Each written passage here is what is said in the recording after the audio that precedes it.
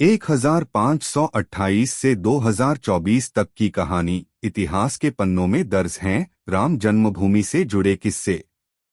साल 2019 में supreme court के फैसले के बाद राम मंदिर बनकर तैयार है और श्री राम की मूर्ति की प्राण प्रतिष्ठा होने जा रही है।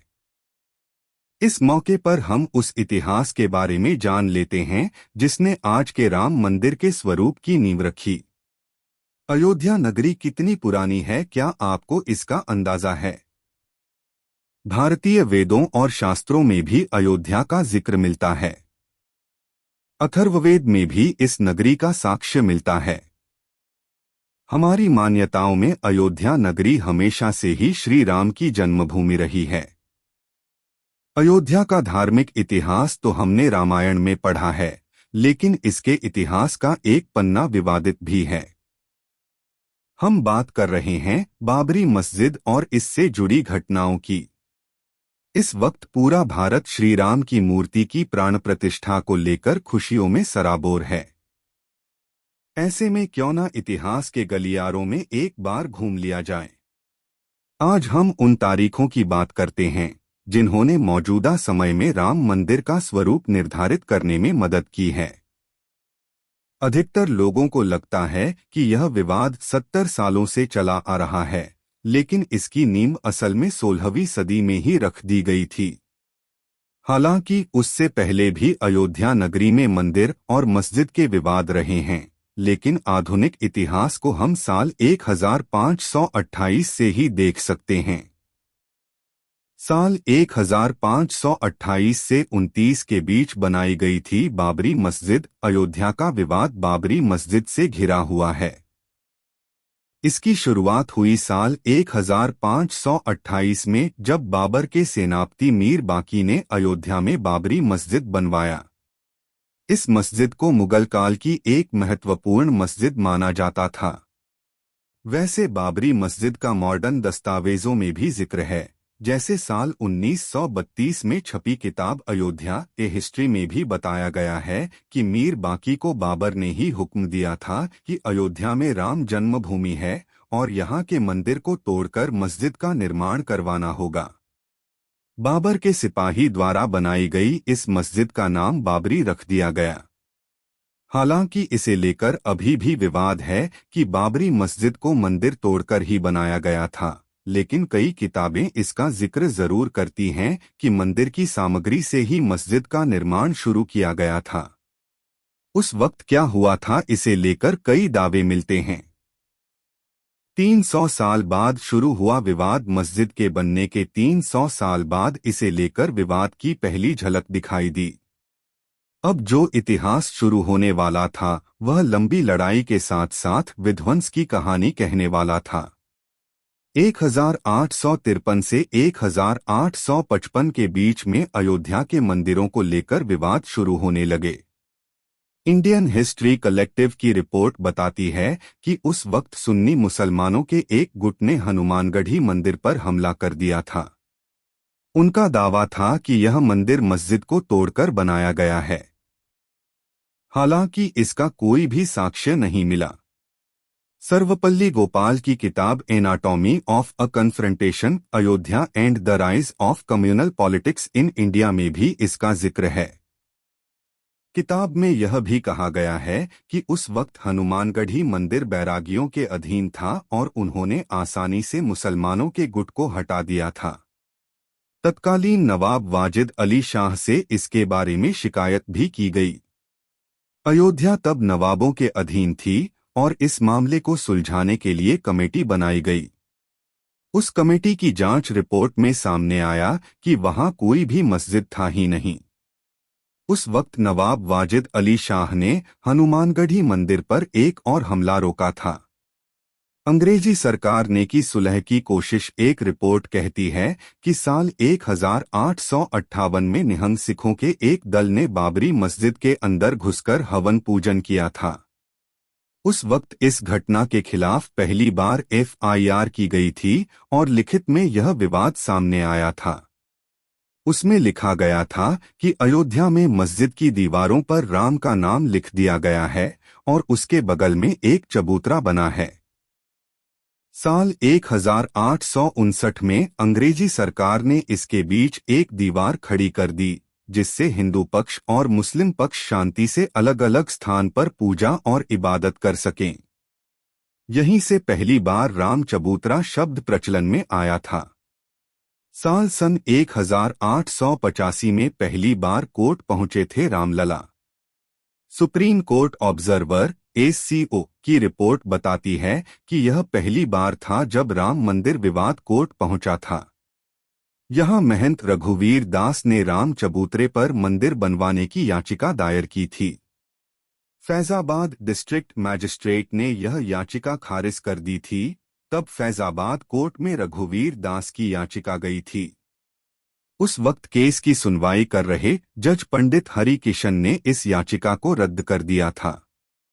उस वक्त पहली बार निर्मोही अखाड़ा सामने आया था और लोगों को उसके बारे में पता चला था। महंत रघुवीर दास उसी अखाड़े से थे। इसके बाद भी रघुवीर दास ने हार नहीं मानी और अंग्रेजी सरकार के जज से गुहार लगाई, लेकिन यहां भी याचिका को खारिज कर दिया गया। यह मामला यहीं दब गया और अगले 48 सालों तक मामला ठंडे बस्ते में रहा और छुटपुट शांतिपूर्ण विरोध होते रहे। साल 1930 का दौर जब शुरू हुआ, अयोध्या का नया अध्याय सबसे पहले साल 1936 में मुसलमानों के दो समुदाय शिया और सुन्नी की लड़ाई हुई।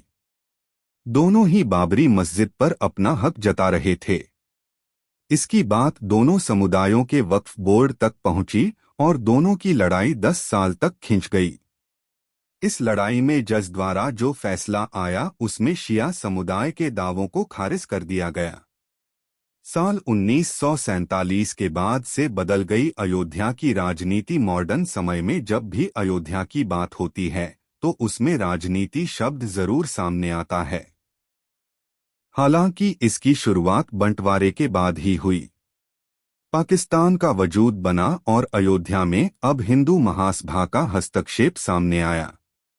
कृष्णा झा और धीरेन्द्र के झा की किताब अयोध्या द डार्क नाइट सहित कई किताबें इस बारे में कहती हैं कि 1947 का अंत होते होते हिंदू महासभा द्वारा एक मीटिंग रखी गई थी जिसमें बाबरी मस्जिद पर कब्जे की बात कही गई थी।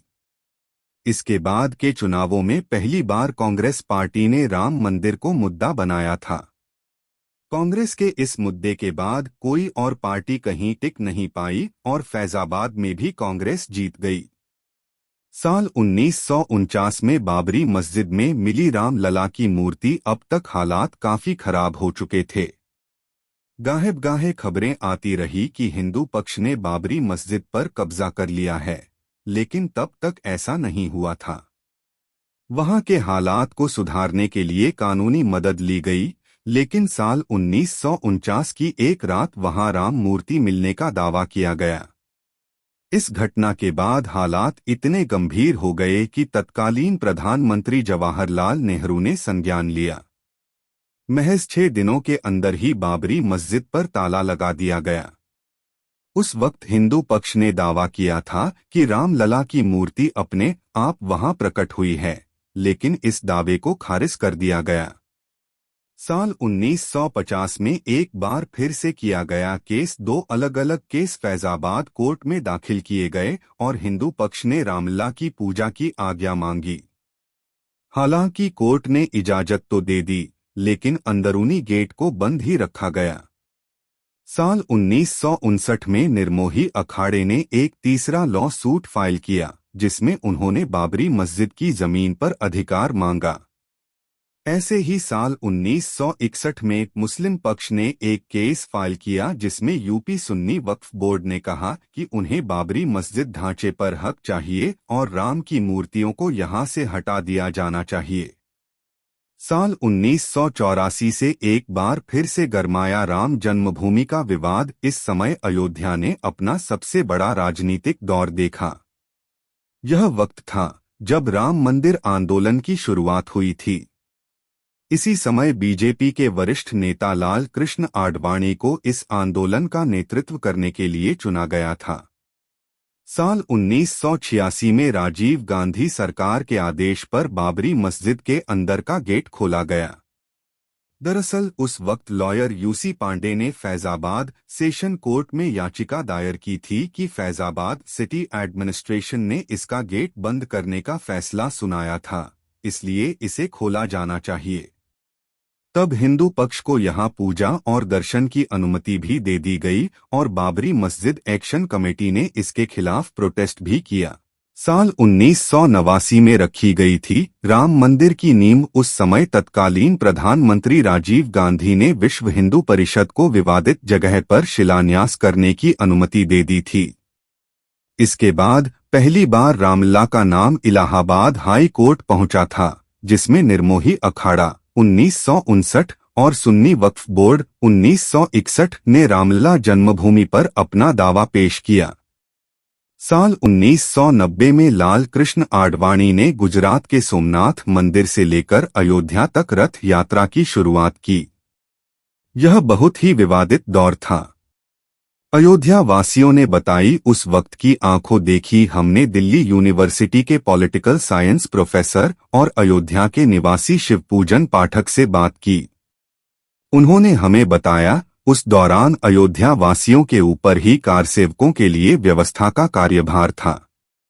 चारों तरफ पुलिस तैनात रहती थी और रातों रात कारसेवकों को रहने के लिए जगह दी जाती थी। स्कूलों में भी उन्हें रुकवाया गया था। उस वक्त चारों तरफ सिर्फ परेशानी का माहौल रहता था और समझ नहीं आता था कि आने वाले पल में क्या हो जाएगा।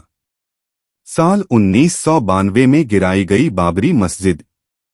6 दिसंबर 1992 का वो दिन जब बाबरी मस्जिद को गिराया गया था। भारत के इतिहास में यह दिन दर्ज है। कारसेवकों ने यहां एक अस्थायी मंदिर की स्थापना भी कर दी थी। मस्जिद गिराने के 10 दिन बाद प्रधानमंत्री ने retired high court justice M S. Liberhan को लेकर एक कमेटी बनाई, जिसमें मस्जिद को गिराने और सांप्रदायिक दंगों को लेकर एक रिपोर्ट बनानी थी। जनवरी 1993 आते आते अयोध्या की जमीन को नरसिम्हा राव की सरकार ने अपने अधीन ले लिया और 67.7 एकड़ जमीन को केंद्र सरकार की जमीन घोषित कर दिया गया। साल 1994 में इस्माइल फारूकी जजमेंट आया, जिसमें सुप्रीम कोर्ट एससी ने 3:02 के बहुमत से अयोध्या में कुछ क्षेत्रों के अधिग्रहण अधिनियम की संवैधानिकता को बरकरार रखा। इस जजमेंट में यह भी कहा गया था कि कोई भी धार्मिक जगह सरकारी हो सकती है। साल 2002 में बढ़ने लगी राम मंदिर की मांग। अप्रैल 2002 में अयोध्या टाइटल डिस्प्यूट शुरू हुआ और इलाहाबाद हाई कोर्ट की लखनऊ बेंच में हियरिंग शुरू हुई। अगस्त 2003 में ASI archaeological survey of India ने मस्जिद वाली जगह पर खुदाई शुरू की और यह दावा किया कि इसके नीचे 10वीं सदी के मंदिर के साक्ष्य मिले हैं। साल 2009 में अपने गठन के 17 सालों बाद लिब्राहन कमीशन ने रिपोर्ट सबमिट की। हालांकि इस रिपोर्ट में क्या था वह सामने नहीं आया। 30 सितंबर 2010 अयोध्या मामले का ऐतिहासिक फैसला। अब तक अयोध्या की जमीन को हर पक्ष अपने लिए मांग रहा था, लेकिन इलाहाबाद हाई कोर्ट ने इस जमीन को 3 हिस्सों में बांट दिया।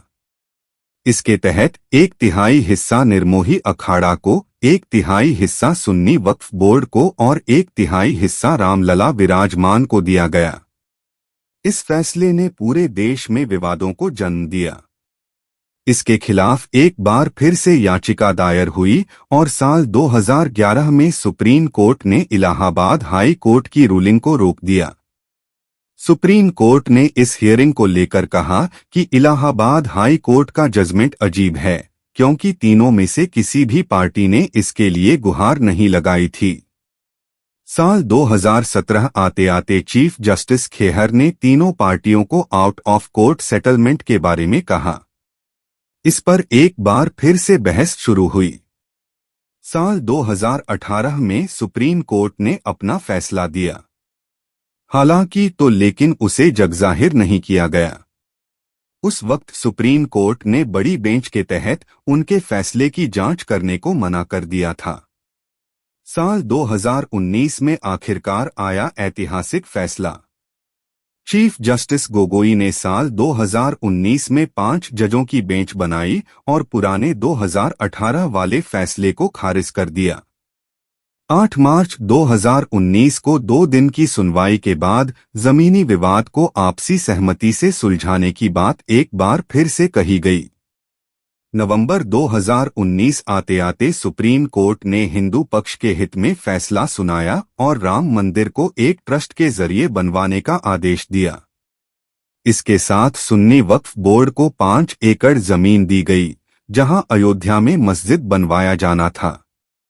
दिसंबर तक इस मुद्दे पर कई पिटीशन फाइल की गई और सुप्रीम कोर्ट ने इस मुद्दे को खारिज कर दिया। फरवरी 2020 को श्री राम जन्मभूमि तीर्थ क्षेत्र ट्रस्ट की स्थापना हुई। लोकसभा में प्रधानमंत्री नरेंद्र मोदी ने इसकी घोषणा की। सुन्नी वक्फ बोर्ड ने 5 एकड़ जमीन को स्वीकार किया और अगस्त 2020 में प्रधानमंत्री नरेंद्र मोदी ने राम मंदिर का शिलान्यास किया। अब 22 जनवरी 2024 को प्रधानमंत्री नरेंद्र मोदी द्वारा ही रामलला की मूर्ति का प्राण प्रतिष्ठा किया जाना है। नोट: इस स्टोरी में किसी भी तरह का धार्मिक या राजनीतिक ओपिनियन नहीं दिया गया है। यहां सिर्फ तथ्यों की चर्चा की गई है। इन तथ्यों को दू के प्रोफेसर द्वारा सत्यापित भी किया गया है। अगर आपको इससे जुड़ी कोई भी आपत्ति है तो हमें कमेंट बॉक्स में बताएं। अगर हमारी स्टोरीज से जुड़े आपके कुछ सवाल हैं तो आप हमें कमेंट बॉक्स में बताएं। हम आप तक सही जानकारी पहुंचाने का प्रयास करते रहेंगे। अगर आपको यह स्टोरी अच्छी लगी है तो इसे शेयर जरूर करें। ऐसी ही अन्य वीडियो देखने के लिए जुड़ी रहें हर जिंदगी से। अगर आपको यह जानकारी पसंद आई हो तो लाइक, सब्सक्राइब, शेयर करें। धन्यवाद।